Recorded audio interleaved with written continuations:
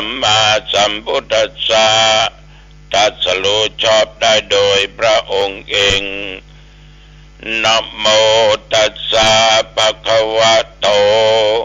ขอนอบน้อมแด่พระผู้มีพระภาคเจ้าพระองค์นั้นอรหัตโตซึ่งเป็นผู้ไกลจากกิเลสสัมมาสัมพุทธัสสะตรัสรู้ชอบได้โดยพระองค์เอง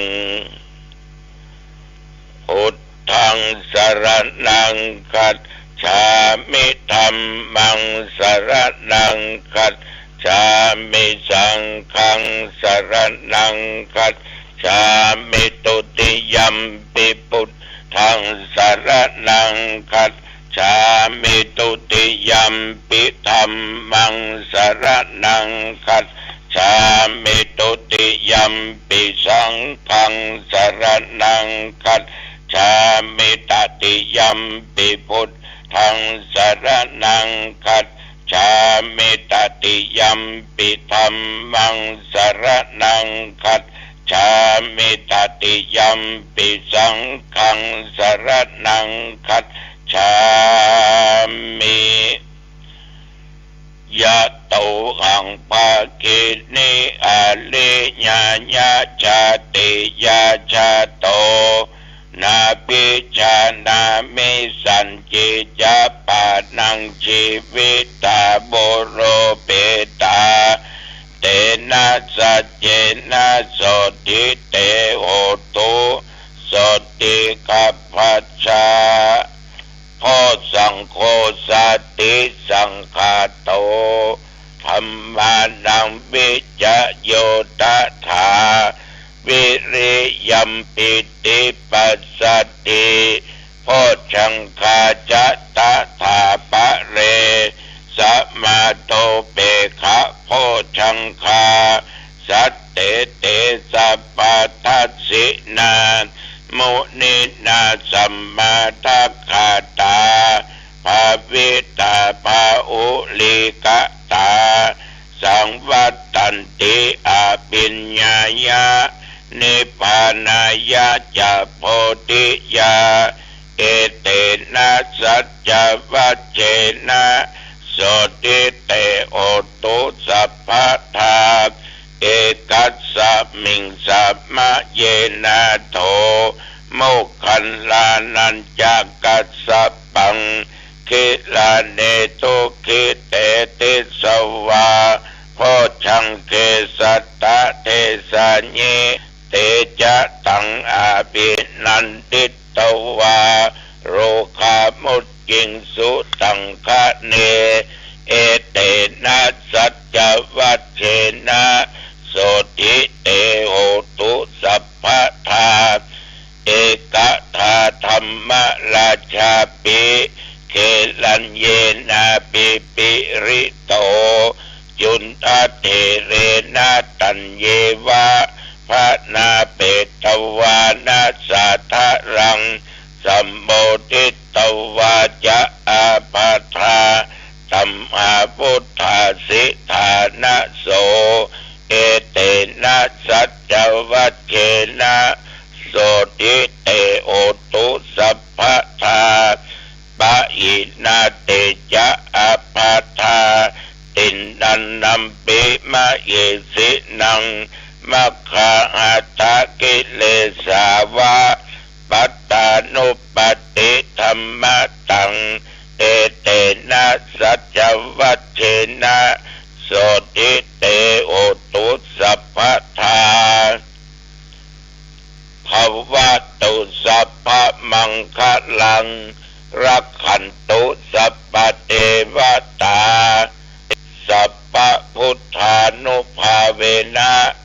สัทธาโสติภวันตุเตภวตุสัพพมังคลังรักขันตุสัพพเทวตาสัพพธัมมานุภาเวนะสัทธาโสติภวันตุเตภวตุสัพพมังคลังรักขันตุสัพพเทวตาสัพพสังฆา นุภาเวนะสัทธาโสติภวันตุเตขอถวายพระพร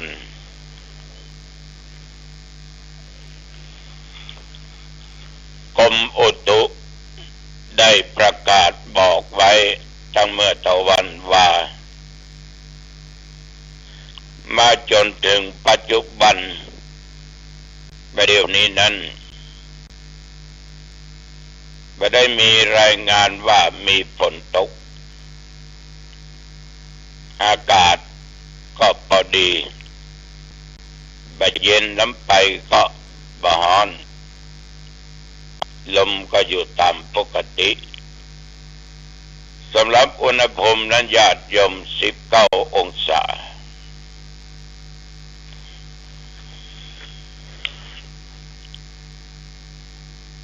กุศลวาสนาทำให้เราทั้งหลายนี้เป็นผู้ที่คิดอย่างก็ถูกหันอย่างก็ถูกมีช่องทางที่จะเป็นไปเพื่อมรรคผลการภาวนาจึงเป็นการฝึกเป็นการอบรมจิตใจของคนเราเพื่อหันทางเข้าหาความเป็นพระอริยะเจ้าต่อไปได้ฉะนั้นญาติโยมทางของพระอริยะเจ้าทั้งหลาย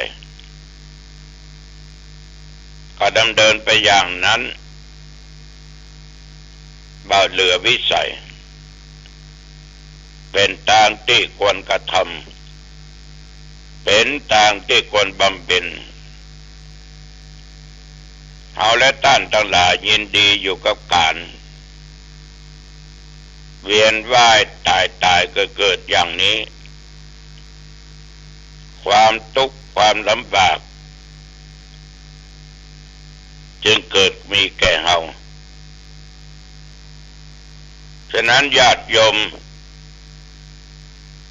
เอาทั้งหลายนี้เปิงปั้มเป่งต่างที่มันพ้นทุกข์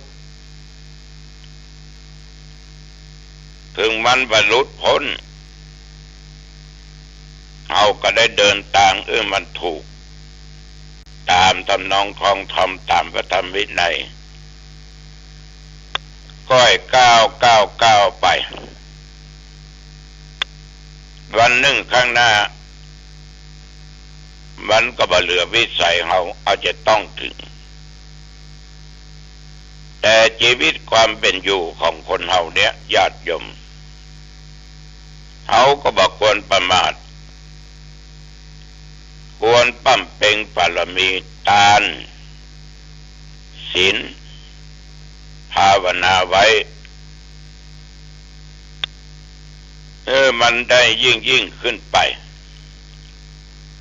จะไปยอมท้อแท้ท้อถอยในการปั้มเป่งกุศลธรรมอันเป็นธรรมฝ่ายที่ดีสำหรับอกุศลธรรมนั้นคือไม่ก็คืออกุศลที่มันบดีสิ่งบดีเป็นอกุศลยกตัวอย่างทำอย่างผิดถึงศีลผิดถึงธรรมการกระทำทางกายก็บ่ถูกต้องทางวาจาก็ไม่ถูกต้อง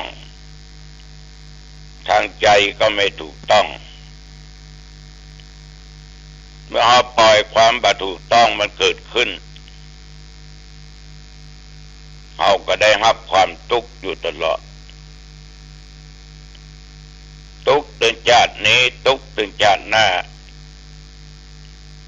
เราจะไปได้พบปะความสุขเพราะเราไปทำไปคิดในทางที่บ่ถูกต้องในทางที่เป็นอกุศลธรรม ยอมกันว่าท้อถอยเขาก็ทำกายดีอู้ดีคิดดีอยู่ในตำนองครองธรรมตามศีลตามธรรมญาติโยมถึงมันจะลำบากใจในบางครั้งบางคราเขาก็ค่อยๆประพฤติปฏิบัติในที่สุดเขาก็จะเป็นผู้ชนะเองอันนี้ตัวเจ้าก็ขอฝากไว้กับญาติกับโยมสาธุชนท่านผู้ฟังทั้งหลายแต่ว่านี้ฉันเข้าเจ้าแล้วก็ไม่ได้ไปไหนเมื่อตะวันวานี่นะจนตราบถึงเวลาฉันเพลก็ฉันเพลก็โอ้ยง่ายกี่ข้อตอนนั่นนะเพราะว่าฉันเพล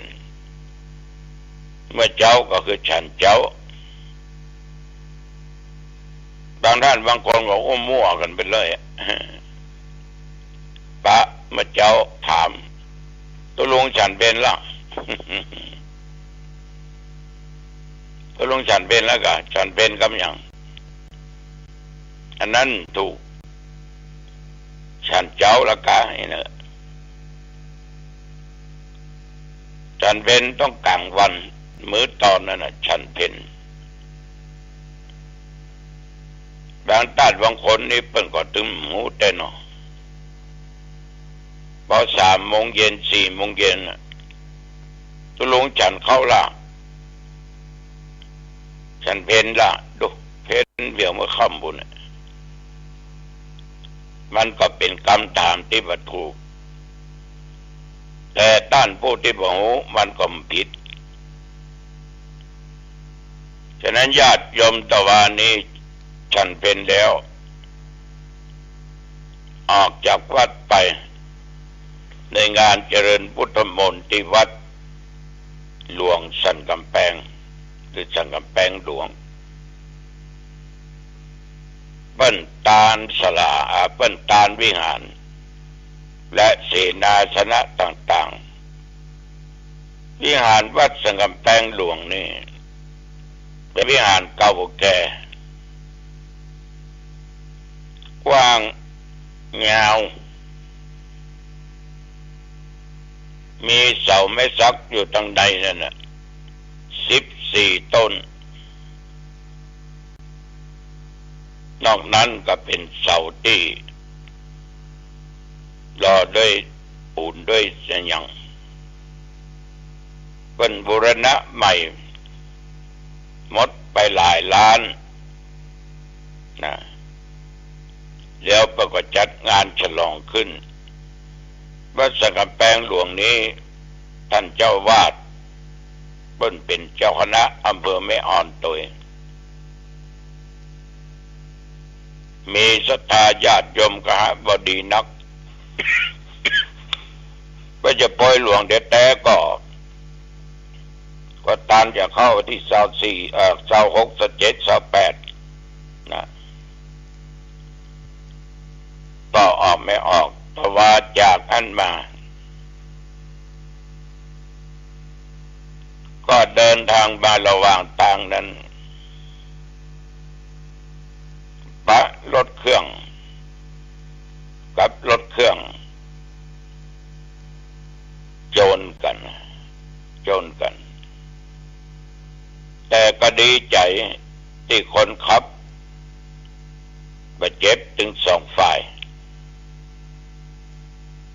อันกำลังอู้จากันตกลงกันก็มีเจ้าหน้าที่อยู่ตัว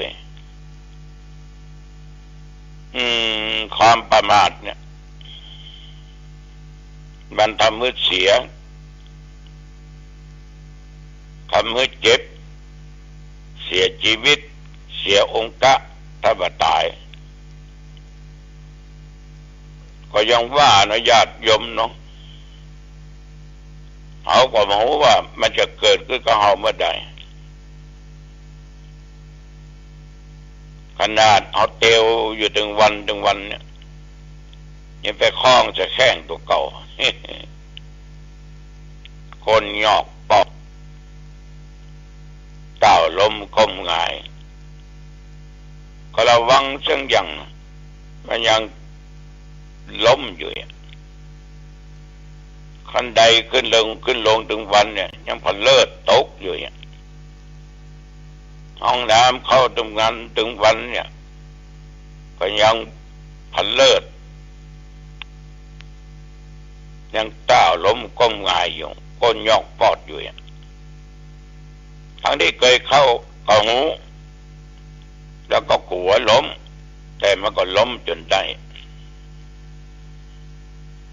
แต่ญาติโยมบางครั้งมันไม่ใช่ว่ามีสติมันมีสติแต่ว่าบางครั้งเขาคิดว่ามันไม่เป็นไรเพราะเคยเข้าเคยออกอย่างเขาขับรถน่ะเคยขับขึ้นล่องไปมาทั้งวันเนี่ยเป็นตะวาเนี่ยญาติโยมทั้งหลายก็เจ็บไปรถก็เสียไปแล้วก็มาถึงตำบลหนองตองก็เลยแวะไปดูเขาจัดสถานที่แปลงนกหัสดีลิงและปราสาทที่จะมีงานพระราชทานเพลิงศพหลวงปู่ครูบาจันแก้วสุเมโธโอ้ศาลาเปิ้นก็มันคนได้มือกันเนาะต้องได้ห้องกันเคยทำด้วยกันต่างคนต่างจัดต่างคนต่างทำเพราะเหตุใดญาติโยมมันถึงเป็นอย่างอันเพราะเหตุว่าเปิ้นเคยทำกันมาร่วมไม้ร่วมมือกันมาเกิดความสามัคคีขึ้นเป็นน้ำหนึ่งใจเดียวกันหูหน้าที่ของแต่ละบุคคลว่าเขามีหน้าที่อย่างก็แสดงว่าได้อยู่ร่วมกันมานานการบริหารการทำจึงรวดเร็วเพราะมันบักคัดมันไปแย้งกันแกทำอย่างนี้ก็ทำอย่างนี้แม้จะผิดพลาดจะแก้ไขก็มาซ้ำเติมกันเป็นนั่งดูเป็นได้เกือบชั่วโมงหน้าที่ใครหน้าที่มันญาติโยมไปอยู่หัน นานพอประมาณก็กลับวัด